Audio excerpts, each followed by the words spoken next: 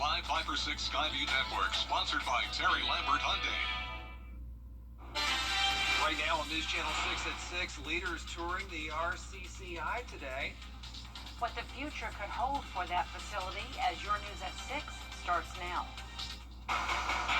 Live from Television Park, this is WJBF News Channel 6 at 6.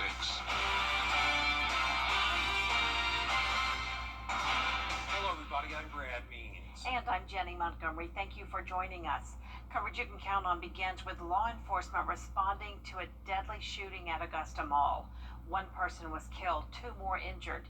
2 suspects are in custody. Graham Lee joining us live now outside the mall. Graham, we heard from the sheriff not too long ago. He says this whole thing started as a fight and then somebody pulled out a gun.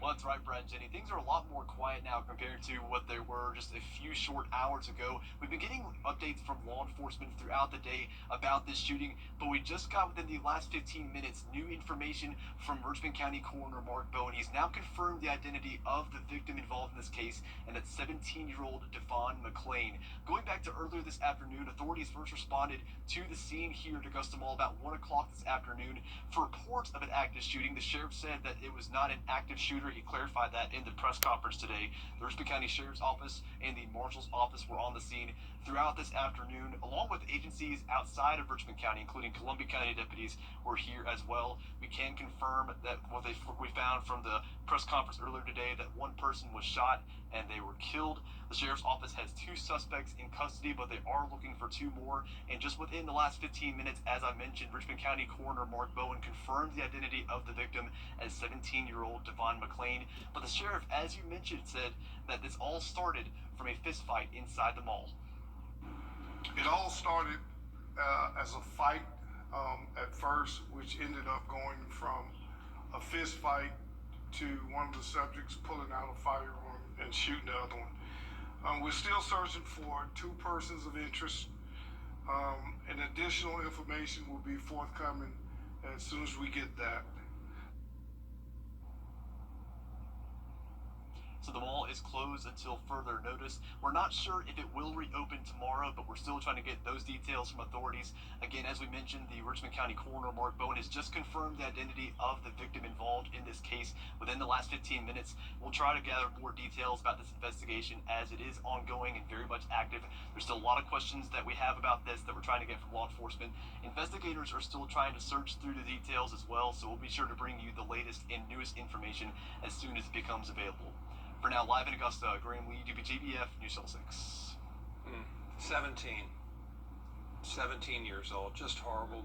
We appreciate that, Graham. We appreciate Jenna keeping an eye on how things are going weather-wise. Seems secondary after what you just heard, but we'll check on it.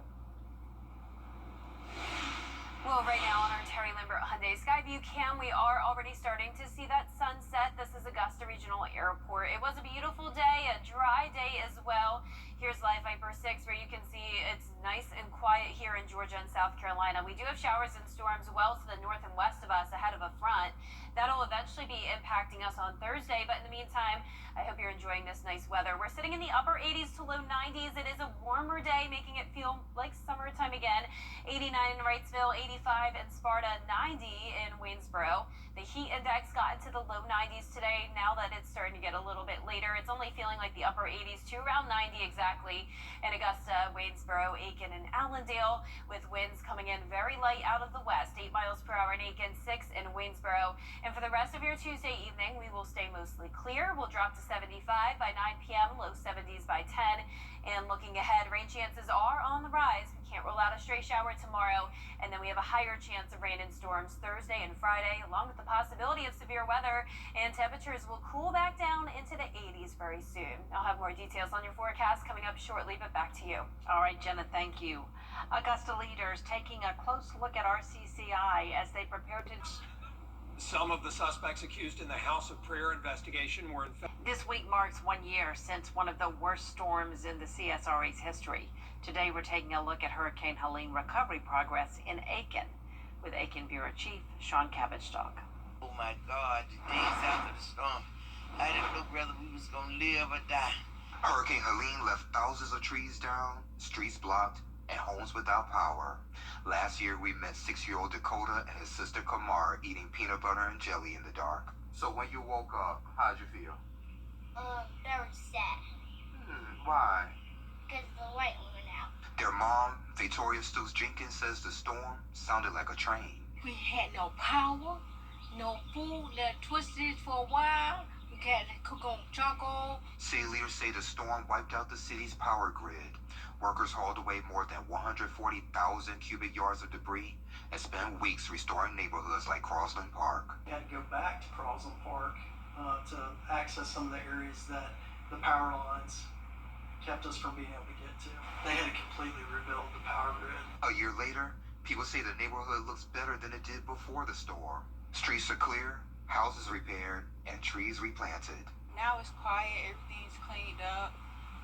It seemed like everything went back to normal. Meanwhile, the Rye Patch and Hopeland Gardens are mostly back to normal with new plantings. Cleanup was a community effort, leaving neighborhoods stronger and better prepared for storms. Yeah, sometimes I keep more perishables. I keep water on stock now, and I make sure my gas is filled in my car. As for Dakota and Kamar, She like peanut butter and jelly sandwich with the lights on. in Aiken, I'm Aiken Bureau Chief Sean Cabbage-Stock, WJBF News Channel 6.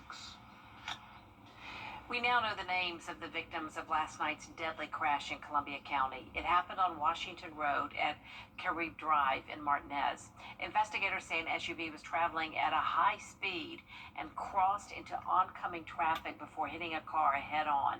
That car overturned onto a third vehicle, killing both the driver and passenger. The victims are William Swent and January Hartley. Deputies say minutes before, the SUV driver was also involved in another crash at the intersection of Bobby Jones and Washington Road. Senator John Ossoff now says rural hospitals still ahead, putting humans back on the moon. An update from NASA on the first manned trip in decades. Next. Stephen A. Smith down on an interstate? Call 511.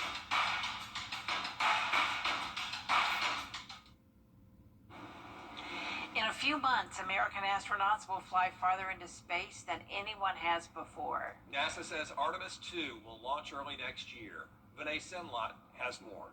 8.8 million pounds of thrust will ferry 3 American astronauts and 1 Canadian farther past the moon than anyone has ever traveled.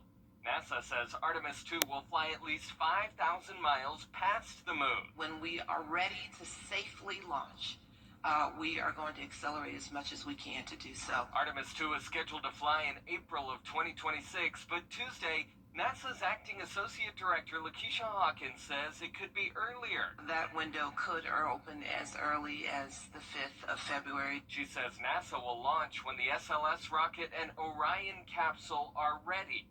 Once the astronauts get into orbit, NASA says they'll practice maneuvers with the capsule.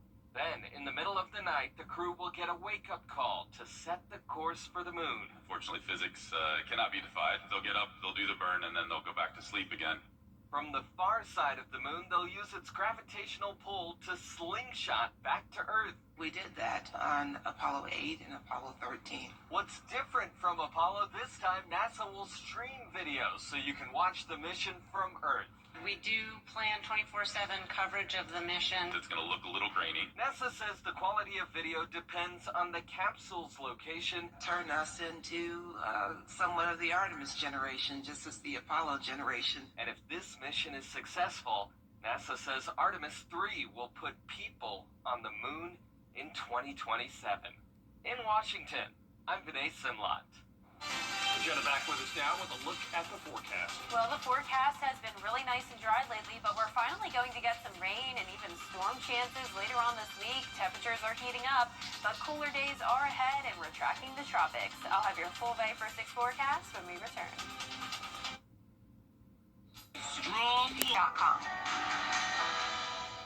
Hey, it's Anna Christina here at Jimmy's Home Furnishings, where we've got huge discounts and price drops to make room for furniture for the fall. Get major discounts on furniture for every room in your home. Jimmy's is the low price leader on all Ashley furniture, so why go anywhere else? Full price match guarantee on all other furniture lines too. And as always, we offer free delivery and setup for all military customers. At We're not a chain. We're family owned and operated. Jimmy's Home Furnishings, where it feels like home. It's bow time. The Live Viper 6 Skyview Network, sponsored by Terry Lambert Hyundai. Weather headlines on News Channel 6, brought to you by Southpaw Roofing. Now, your most accurate forecast with WJBF Live Viper 6. Welcome back. I hope you're having a nice Tuesday. We've had beautiful weather once again today, starting out with a look at our Terry Lambert Hyundai Skyview cam in Emmanuel County. Just a few clouds, overall mostly sunny, and we made it into the upper 80s to low 90s today. When you factor in the dew points that are sitting in the mid 60s, it is feeling exactly like 90 degrees out there with light winds out of the southeast. Current temperatures ranging from 85 in Washington to 91 down in Bamberg. Not much going on here on satellite and radar, and as we zoom out, you can see Georgia and South Carolina are completely dry, but we do have an area of showers and thunderstorms and even some severe weather happening around Missouri, pushing into the deep south now ahead of this stationary front, an area of low pressure.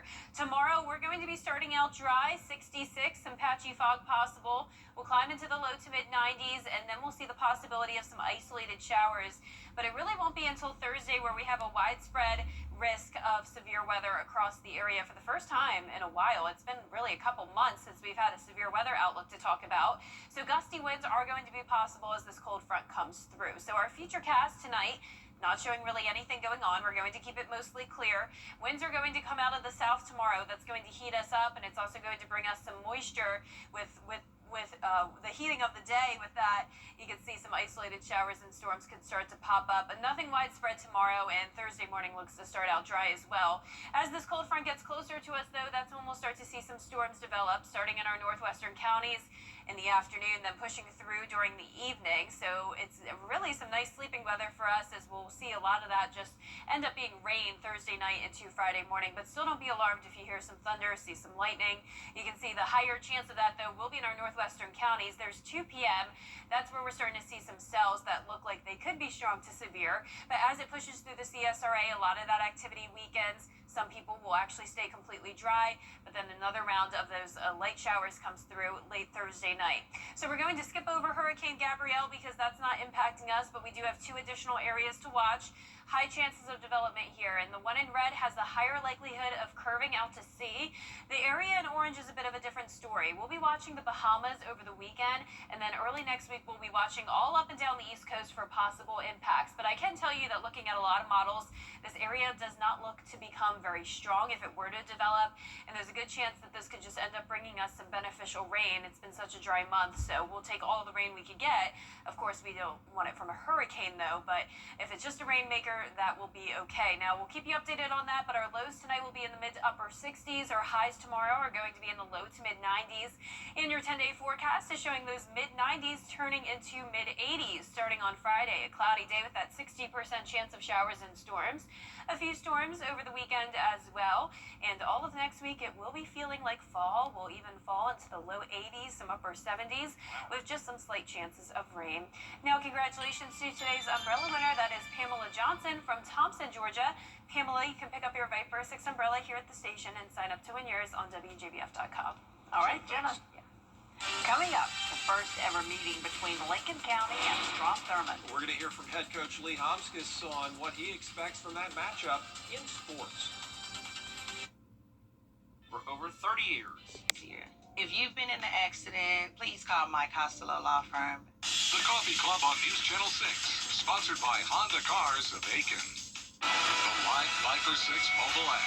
Download it today. Now, WJBF sports coverage you can count on. If you're the Lincoln County Red Devils and have only 4 other teams in your region, what other teams do you schedule? Well, the answer? Look at South Carolina teams, the Strom Thurmond Rebels to be exact. Now, believe it or not, these 2 powerhouse programs have never met on the gridiron before. The Red Devils off to a 5-0 start to the season thanks to their 13 seniors and their leadership on and off the field. The Strom Thurmond Rebels 3-1 on the year with their lone loss coming against an undefeated North Augusta team. Lincoln County head coach Lee Homskis singing some high praises for the program in the Palmetto State, expecting it to be nothing less than a showdown. This team we've played in the last 2 years, a lot of talent, incredibly coached. My hat's off to the their staff. They do a phenomenal job with their kids, but they also have a lot of talented players. Very solid on both sides of the football. They're very fundamentally sound. It's going to be a lot of emotion in the ball game, and we're going to have to make sure that we weather the storm. And it gets down to blocking and tackling. That's what it's going to come down to. Kickoff set for Friday, 7:30 p.m. at Buddy Buford Field. Well, in college football, the South Carolina Gamecocks looking to bounce back from their 0-2 start in SEC play, hosting the Kentucky Wildcats this Saturday. South Carolina coming off a 29-20 loss on the road against Missouri, where quarterback Lenora Sellers passed for 302 yards, 2 touchdowns, no interceptions though. They now turn towards the Kentucky Wildcats as the Gamecocks lead the all-time series 21-14, including a 31-6 victory on the road last year. But Coach Beamer knows the team has work to do, especially with penalties and running the football. Really, in my mind, it always is about us fixing our issues, making sure we're the best version of ourselves when we go into a game. Don't get me wrong, healthy respect for the opponent. We spend a lot of time talking about the opponent, but what we do in practice, it's always about, us, and that's what matters, and every opponent is. Well, South Carolina will look to get in the win column of SEC play, their first win on the season in the conference. Kickoff set for 7:45 p.m. on SEC Network. All right, thanks a lot, Gianna. And we'll be right back. Who's ready to score big this fall? Best place to buy a new car. Driving to the end zone with Gerald Jones Auto Group. Shop now at GeraldJonesAutoGroup.com. Something about the morning. It should be the food now. You know that I love you. Good morning, Augusta. A farmer in Russia just set the record for his country's largest pumpkin ever. More than 2,100 pounds. Took him 6 months to grow that gourd. He used specially chosen seeds, had a greenhouse that provided heated soil and air. And he beat out more than 3,000 people taking part of that competition. Impressive. Wow, saw a large watermelon Yeah, there. a couple of watermelons, too. Great job, farmers. And that is our report for now. We're back at 7 right here after World News Tonight. And then we'll see you again for News Channel 6 at 11. Have a great evening.